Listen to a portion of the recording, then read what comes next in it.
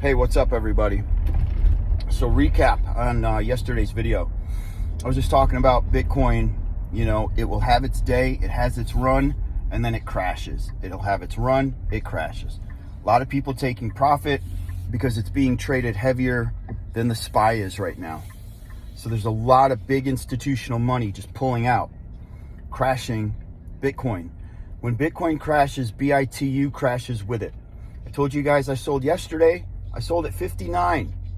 Today I was able to get back in. I started averaging in at 54, and she's gotten all the way down to 53, and I just kept buying all the way down to 53, and I still kept about $10,000 on the sidelines in case she goes to 52 again, which means I enter right back in at 52 where I originally was.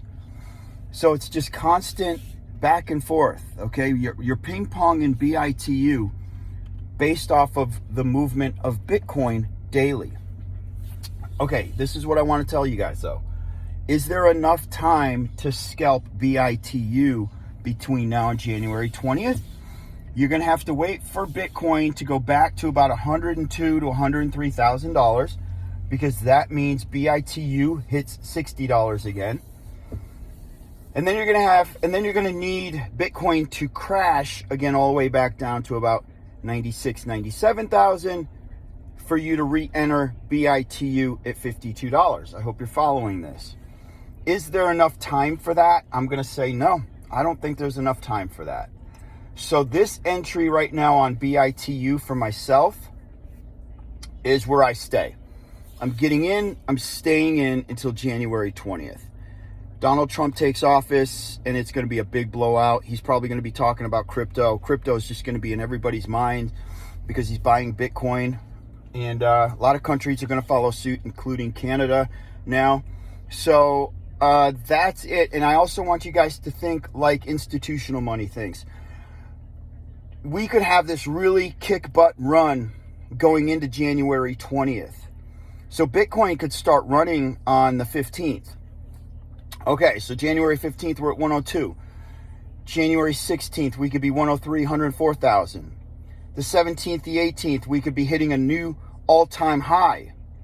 By January 20th, we could be at $112,000 to $115,000 on Bitcoin. I'm still in, but that's probably where I would sell, even if we don't hit January 20 on the button and she hits $112,000, $115,000, because institutional money will sell right there. And we already know, as soon as we hit that second new all-time high, institutions will be the first one to pull out and crash the ticker. I'm only saying I'm going to get out because I want that immediate money from the top so that I can go ahead and get right back in and do it all over again. Just a matter of a couple days. Who knows? You might be getting back in on January 22nd because the hype kicks back in.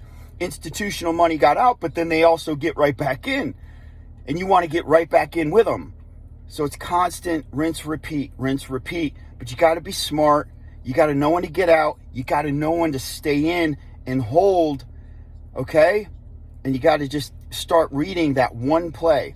All you need to learn to get ultra fucking rich is BITU and Bitcoin. That's it. And how they're moving based on news. It's news alone. Sometimes it's based off of who's buying, but at the end of the day, it's news driven. Yes, it comes down to the amount of people that are holding Bitcoin because there's supply and demand, but the daily movement on Bitcoin will always be based on news. Bottom freaking line. All right, guys. About to hit the tanning salon. Y'all have an awesome day. Peace.